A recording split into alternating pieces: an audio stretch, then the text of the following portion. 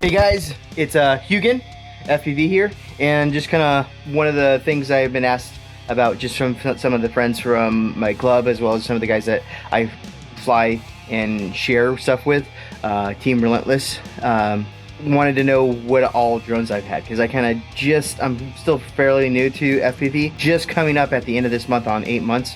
But I kind of dived in like both head first or even like a cannonball into FPV because I liked it so much. So I'm just going to kind of give you a journey of just my drones and where they're at and what has changed. I first started off with the Rotor Riot kit of the Huginn V2 drone. It initially had stack inside of it. I changed that out. I swapped out the Hobbywing stack to another Huginn drone that I have. For about the first month, that is what I had to fly, and so I was just learning on the squirt. I started getting into racing with the club, Atomic Drone City Club, and so I grabbed the Meteor just so I had something to crash into and try to race, because I was still relatively new and didn't really know how to fly correctly. I just prefer acro mode even in Meteors and those little guys.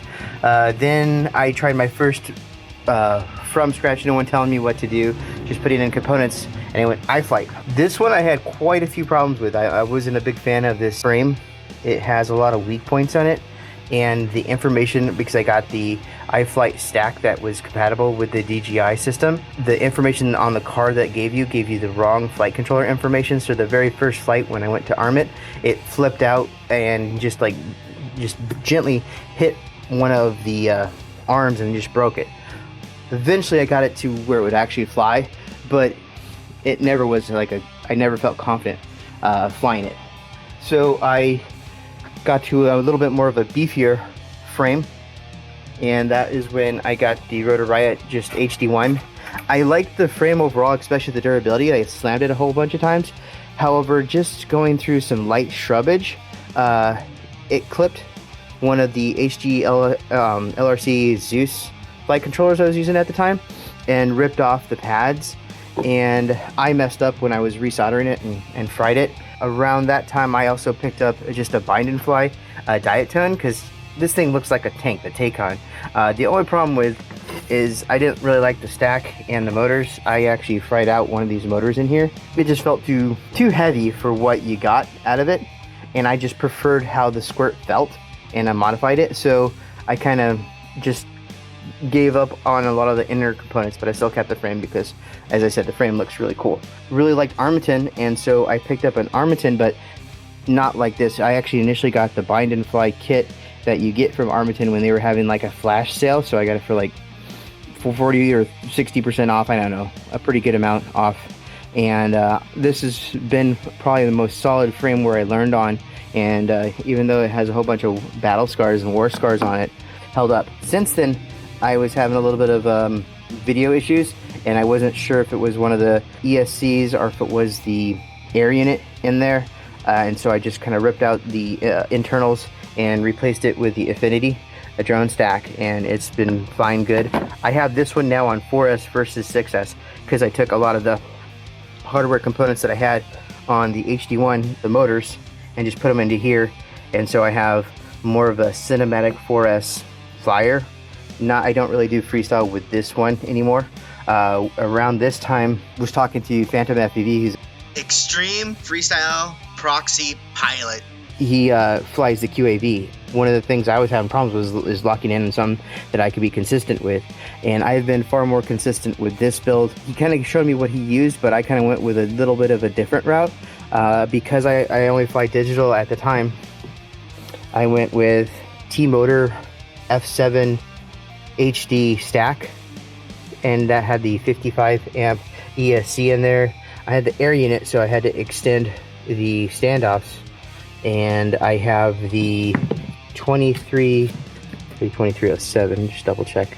Yeah, I have the 2307 1700 kV motors in this one. That has been, for the most part, my most solid freestyle frame that I've ripped so far. Both this and the Marmot were my first 6S builds, and I really like 6S builds.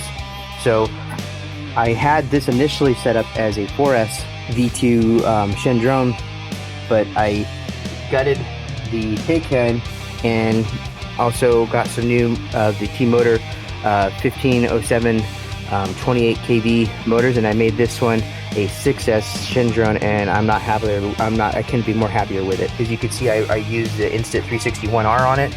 It even supports the weight of the 1-inch edition, and it still flows really fine. I made another Marmot because I do like the Marmots. This I used the Infinity 300 stack. This is right now overall my backup quad, so I pretty much rock this in the QAV for freestyle 5-inch. But I want to be a little bit more consistent, so what I'm probably going to do down the road is just make 2 QAV 5-inch freestyles and then convert both of my Marmots to more of a cinematic or just a backup rig that I can pull out whenever I need to, but do all my flying on the QAVs.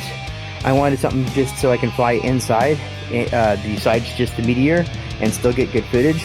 So I got the Rocket Light by Gap RC. This thing is so cool. It flies really well. I actually just use 850 4S on it, and I just throw in the Instant 360 Go because I won that on, I forget where I won it from. I think it was actually one of the Instant 360 contests you could do. It's really good. It's solid. It is a little light, so when it gets really windy, just like with regular whoops, it gets a little difficult to control, but it has less of a cross section than the squirts, so you can get into a little bit more tighter spots. This is the last build that I did, which is my first 6-inch one. I used the QAV R2 frame, but this is the 6-inch version. I'm using my favorite stack, which I also have over there in the squirt over there.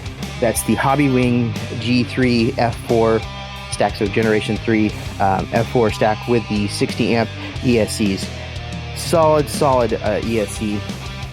Probably my favorite performing one for all around stuff. It can take the voltages. It has really good dynamic braking. It's pretty smooth. I put in the Cadex Vista in this. I'm putting in the Zip 2407. There you go. 17 kV motors in here. Really happy with this. This is more of a really fast cinematic mid-range flyer. What I'll probably do, as you can kind of, I already have another box. I'm gonna probably swap components out. So I'll use I have another 5-inch frame in here, the Dead Cat frame, as well as motors, and then again my stack, my favorite stack. And so what I'll probably do is set up everything nearly identical with the QAVs and have those as my 5-inch freestyles. Convert everything else where I kind of want it to. So I'll have a couple of 5-inch and a 6-inch cinematic flying, whether it be 4S or 5S. I'll still have my squirts, and hopefully I will not buy as many more frames and keep on building, but to me, I have just as much fun building them as I do flying them. So yeah, in a nutshell, that's my fleet, that's my murder, because I go Huginn FPV from Norse mythology, and that's why I have the name. It's not Huginn. I can give you a hug if you really want one, but it's Huginn. Alright, check you later. Bye.